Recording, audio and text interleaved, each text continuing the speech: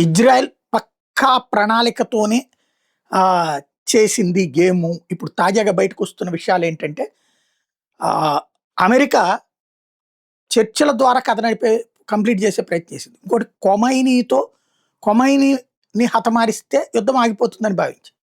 అంటే ఇక పెద్ద సీన్ అక్కర్లేదనుకుంది. కానీ గ్రౌండ్‌లో ఉన్నటువంటి కొమైనీ భక్తులు కొత్త పాలకుడిని పహ్లావి లాంటి వాడిని అంగీకరించడం ఇజ్రాయెల్‌కి తెలుసు. ఇజ్రాయెల్ ఉద్దేశ్యం ఏంటంటే, ఇరాన్‌లో పాలకుడు లేకపోవడంతో పాటు గత్తర జరగాలి. గత్తర జరగాలి.